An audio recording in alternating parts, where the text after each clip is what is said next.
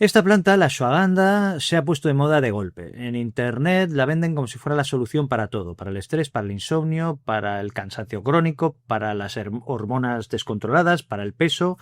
Y la verdad es que sí que algo de razón tienen, porque la ashwagandha tiene detrás estudios serios, no es un cuento, y los ensayos clínicos sí que muestran que puede ayudar con el tema del estrés, con el tema de la ansiedad, con el sueño, y la verdad es que lleva siglos usándose en la medicina tradicional india.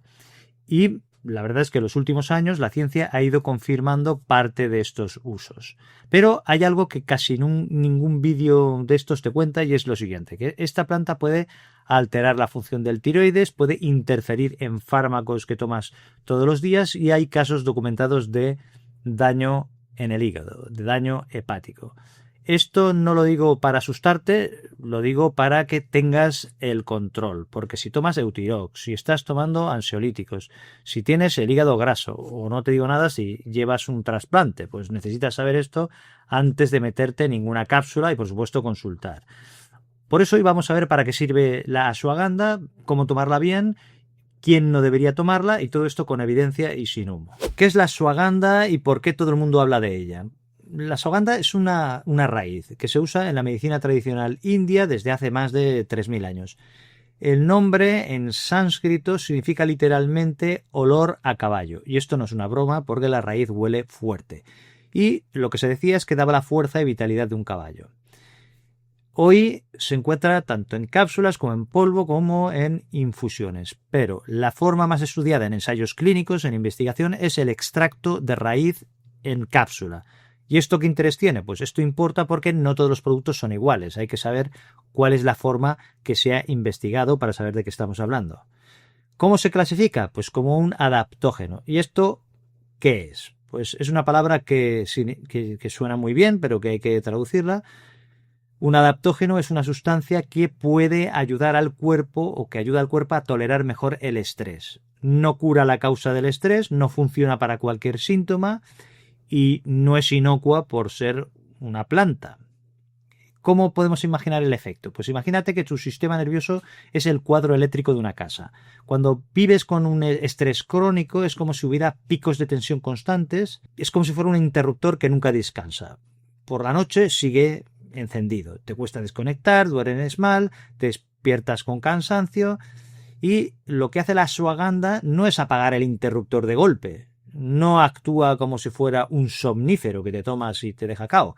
No, actúa más como si fuera un electricista que lo que intenta es estabilizar el voltaje, poco a poco, sin forzar el sistema, y esto nos explica algo que casi nadie cuenta, que el efecto no es inmediato. Los estudios que encuentran mejorías en el estrés o en el sueño necesitan de 4 a 12 semanas de consumo, es decir, que no estamos hablando de una pastilla para dormir esta noche.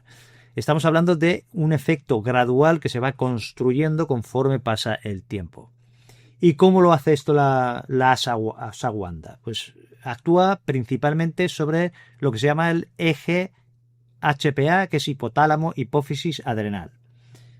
¿Qué es esto básicamente? Pues es un sistema que regula cómo tu cuerpo produce el cortisol. El cortisol es la hormona del estrés.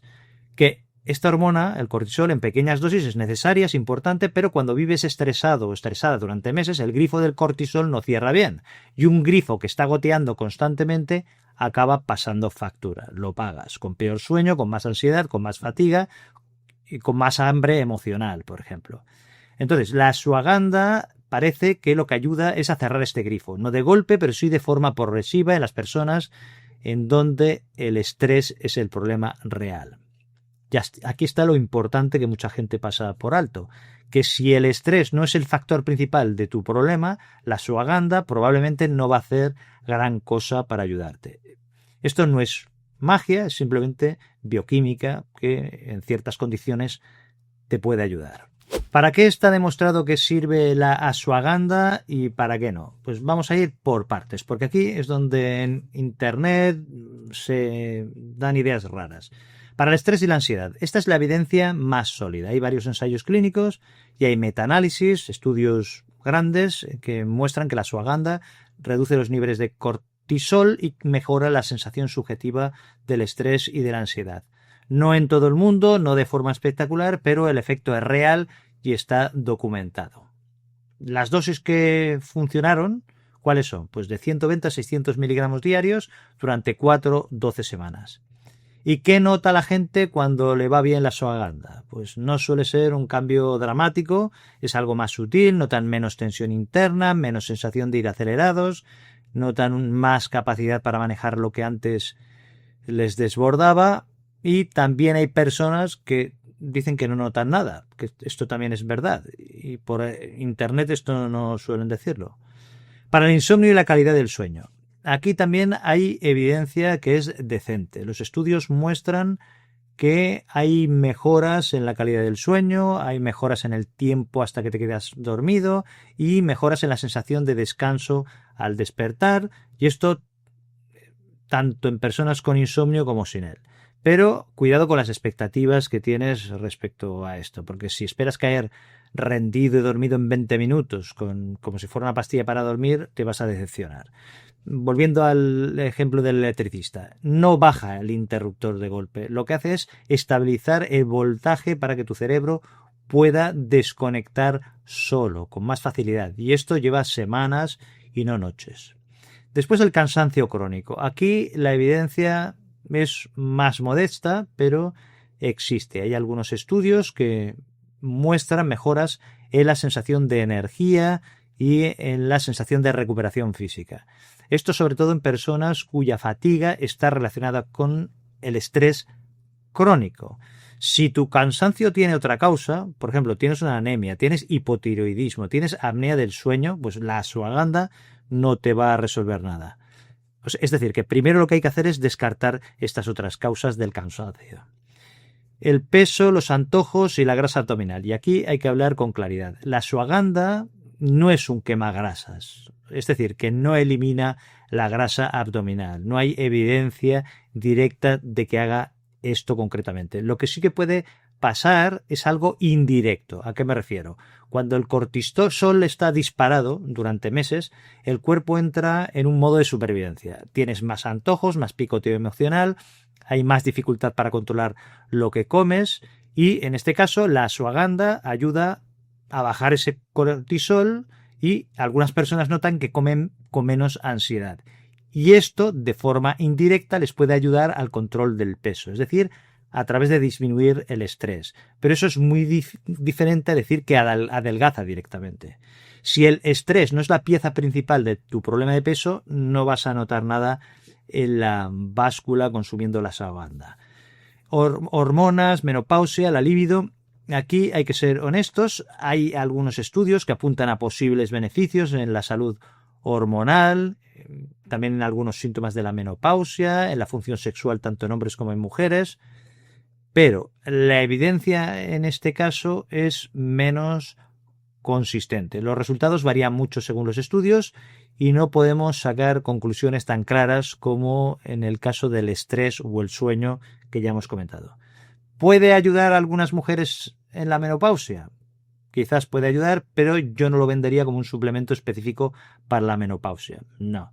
Y desde luego, no sin hablar antes con tu médico si tienes algún tipo de patología hormonal real o tiroidea de base. ¿Cómo se toma la ashwagandha? ¿Cuándo, cómo y en qué dosis se toma? Pues esta es una pregunta que se repite mucho en los comentarios, hay confusión, y vamos a ir por partes. En primer lugar, la dosis. Los estudios han usado dosis que son distintas, muy distintas, desde 120 miligramos hasta 600 miligramos diarios, pero el rango que más se repite en las investigaciones encuentran resultados entre 300 y 600 miligramos al día, una o dos veces al día. ¿Más cantidad significa más efecto? Pues no está tan claro. La evidencia actual no confirma que superar los 600 miligramos diarios aporte más beneficio. Es decir, lo que siempre decimos, que más no siempre es mejor. Y en esto la ashwagandha pues no es diferente a cualquier otro suplemento o a cualquier otro fármaco. ¿Cuándo tomar la ashwagandha? Pues aquí viene algo que sorprende a mucha gente. La ashwagandha no le da sueño a todo el mundo en realidad. Hay personas que la toman por la noche buscando relajarse y lo que notan es justo lo contrario. De repente se notan más activados, con más claridad mental, incluso dicen que tienen insomnio. En cambio, hay personas que la toman por la mañana y pasan el día con más calma y con menos tensión interna. ¿Cuál es la regla? Pues en realidad no hay una regla universal. Si la buscas por el sueño, puedes probarla por la noche, y si notas que te activa, pues tendrás que pasarla por la mañana. Si eres una persona sensible, pues empieza con dosis más bajas y después vas ajustando. Tu cuerpo te lo va a decir más que cualquier protocolo que puedas encontrar por internet. ¿Se consume con comida o sin comida? Pues los estudios han usado la ashwagandha de las dos formas. Pero si tienes el estómago sensible, tomarla en ayunas puede darte náuseas, molestias o diarrea leve, y entonces en estos casos la recomendación práctica es tomarla con algo en el estómago, con algo de comida. No hace falta que sea una comida completa, pero sí haber consumido algo. La calidad del suplemento, esto es un tema importante. Esto es lo que tampoco se suele contar, pero no todos los botes de ashwagandha son iguales. El componente activo de la ashwagandha son los vitanólidos. ¿Qué es esto? Pues vendría a ser como el principio activo de un medicamento, es decir, lo que hace efecto. El problema es que muchos productos del mercado no indican cuántos vitanólidos contienen o lo indican a lo mejor de forma vaga. Y esto significa que dos botes con el mismo nombre en su etiqueta pues pueden tener efectos completamente distintos. Lo que hay que buscar son extractos estandarizados que indiquen el porcentaje de vitanólidos. Si el bote no lo dice, pues esto es una señal de alerta. Y después hay otro dato que aparece en los análisis de calidad. Algunos suplementos han mostrado niveles elevados de cadmio y de plomo en controles puntuales. No es que sea algo sistemático, pero esto a veces pasa. Es decir, que la marca de calidad importa. El precio más barato no siempre es la mejor decisión. Se puede tomar con vitamina D, con magnesio, con bebidas alcohólicas. Pues la vitamina D y la ashwagandha no tienen interacciones conocidas, se pueden tomar juntas sin que haya un problema que esté documentado. La ashwagandha con el magnesio tampoco tiene una interacción conocida. Y de hecho hay algunos estudios que han usado la combinación de magnesio con ashwagandha. Con el alcohol, pues la respuesta aquí es más clara. El alcohol por sí solo aumenta la sedación y altera el sueño. Esto del alcohol, las bebidas alcohólicas. Si la ashwagandha ya te da algo de somnolencia, en tu caso, pues combinarla con alcohol en las horas próximas, pues podría amplificar este efecto. Es decir, que no es una recomendación que se puede hacer. No es recomendable el consumir alcohol con esto. ¿Quién no debería tomar la ashwagandha o quién necesita consultar antes? Ahora viene lo que yo creo que es la parte más importante del vídeo. Si hoy te llevas una sola idea, que sea la siguiente, que el problema no es solo para qué sirve la ashwagandha, el problema es también con qué no deberías mezclarla y en qué situaciones puede hacerte daño. Y esto es lo que los vídeos que hay por ahí de beneficios no suelen contar. Primero, el tiroides. La pregunta que se repite más en los comentarios de un vídeo corto anterior que hice es la siguiente. Si tengo hipotiroidismo y tomo Eutirox, ¿puedo tomar ashwagandha? Pues la respuesta es que la ashwagandha puede alterar la función tiroidea y que hay casos clínicos publicados de tirotoxicosis. Esto significa básicamente una activación excesiva del tiroides en personas que estaban tomando ashwagandha. No son casos frecuentes, pero existen y están documentados. Y aquí viene algo que es importante. El riesgo principal en quien toma Eutirox no es que la ashwagandha le vaya a destruir el tiroides ni nada de esto, no. Es que le puede alterar los niveles de la hormona tiroidea en su sangre y desajustar una dosis de Eutirox que ya tenía calibrada con mucho cuidado, con la levotiroxina. Si tienes hipotiroidismo, hipertiroidismo, tiroiditis de Hashimoto y estás tomando levotiroxina, no empieces a tomar la ashwagandha por tu cuenta. Y sobre todo, el tratamiento con Eutirox, pues no lo toques bajo ninguna circunstancia por tu cuenta, ni para reducirlo, ni para sustituirlo. Y antes de tomarla, esta ashwagandha, habla con tu médico y si lo haces, hay que controlar la función tiroidea. Ansiolíticos y pastillas para dormir. Esta es la segunda gran señal de alerta. En los comentarios de este vídeo anterior que hice, había muchas personas que tomaban o que decían tomar clonazepam, zolpidem, alprazolam y querían usar ashwagandha para ir dejándolo. Y esta es una idea peligrosa. La ashwagandha puede causar somnolencia y sedación en algunas personas, leve, pero si lo combinas con una benzodiazepina o con una pastilla para dormir, este efecto sedante se puede sumar y el resultado puede ser que tengas una sedación mayor de la que esperabas. Pero hay otra cosa que es más importante, que la ashwagandha no es un sustituto de una benzodiazepina. Su mecanismo de acción es completamente distinto. Si dejas una benzodiazepina de golpe, aunque sea para sustituirla por algo que es natural, puedes sufrir un síndrome de abstinencia serio. En algunos casos, si llevas años con la benzodiazepina, podría haber convulsiones. Esto no es una metáfora, no es... Si quieres reducir un ansiolítico, el proceso tiene que ir guiado por tu médico y no por un suplemento de herboristería que te tomas por tu cuenta. El hígado. Aquí la señal de alerta es más reciente. En los últimos años han aparecido casos clínicos que se han publicado de daño hepático que han asociado al uso de ashwagandha. Incluso algún caso grave. Aunque en estos casos no siempre se podía atribuir a una causa que fuera exclusivamente ashwagandha, porque estos pacientes estaban tomando además otros suplementos al mismo tiempo, pero de todas formas la seguridad existe y merece respeto. En los ensayos clínicos controlados, en las investigaciones, no han visto este problema de forma sistemática, pero hay casos documentados. La mayoría aparecieron entre la semana 2 y la semana 12 de haber empezado a usarlo, y en casi todos los casos la función hepática se recuperó tras dejar la ashwagandha. Pero no pasó esto en todos los casos. Es decir, que si tienes un hígado graso o tienes enzimas hepáticas elevadas o hepatitis o tomas fármacos que ya de por sí estresan el hígado, no es el momento de añadir ashwagandha sin una supervisión médica. Es decir, prudencia. Y si mientras estás tomando la ashwagandha notas un cansancio fuera de lo habitual, piel amarillenta, orina oscura, un dolor en el lado derecho del abdomen, pues estas son señales de que podrías estar afectándose el hígado y que está protestando tu hígado. Trasplantados y fármacos inmunosupresores. Pues este es el caso más serio de todos. Hay un caso clínico que está por ahí documentado de un paciente trasplantado de riñón que llevaba 2 años estable con su medicación inmunosupresora, todo bien, pero empezó a tomar ashwagandha y a las 2 semanas sufrió un rechazo del órgano.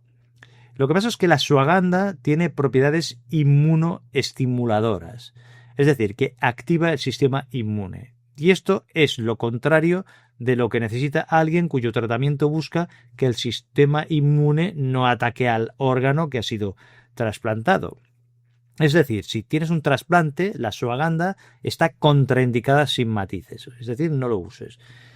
Enfermedades autoinmunes, pues por el mismo mecanismo de estimulación inmune que hemos comentado antes, existe una precaución teórica en enfermedades autoinmunes activas como por ejemplo el lupus, la artritis reumatoide, la esclerosis múltiple.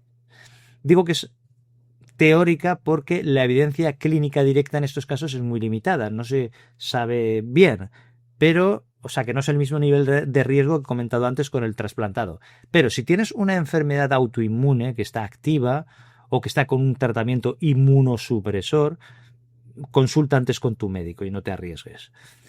El embarazo y la lactancia. Aquí la respuesta es corta. Lo que ocurre con la ashwagandha es que no hay datos sobre su seguridad en humanos, entonces la recomendación es evitarla tanto durante el embarazo como durante la lactancia. Esto hasta que haya más evidencia firme. Aquí hay que ser muy prudentes.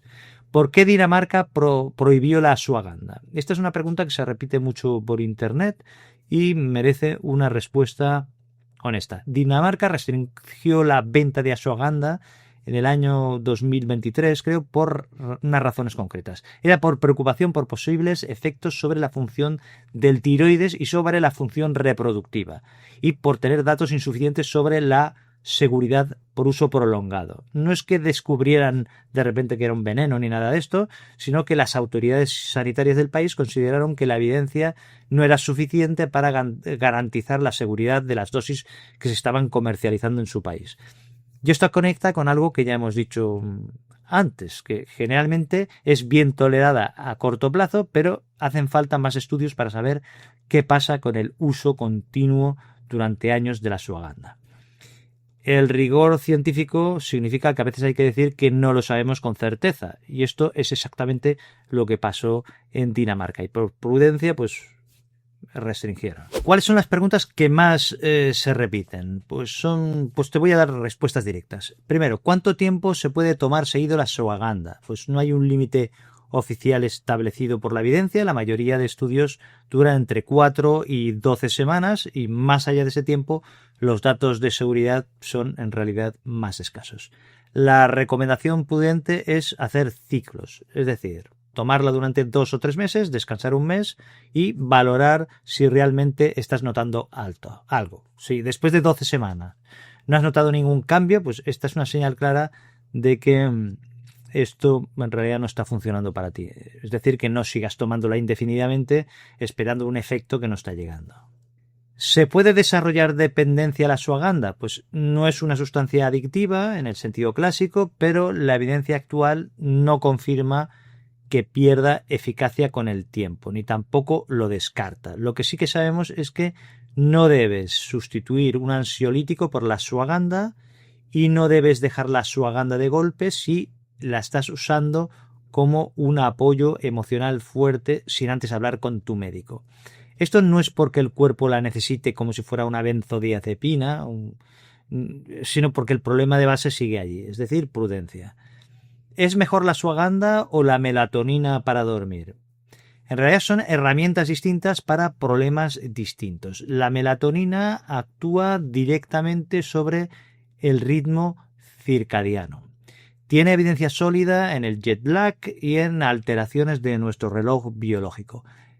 En insomnio crónico en general, pues es un efecto más modesto. En cambio, la ashwagandha no actúa sobre el reloj biológico, sino que actúa sobre el estrés que no te deja desconectar. Esto lo hemos explicado antes. Si el insomnio viene de estrés y activación nocturna, la ashwagandha podría ser más útil. En cambio, si el problema es simplemente que no te entra el sueño, pues la melatonina pues tiene más sentido. En algunos casos se pueden usar juntas sin que haya una interacción conocida, pero mejor consultar con el médico antes de hacer combinaciones.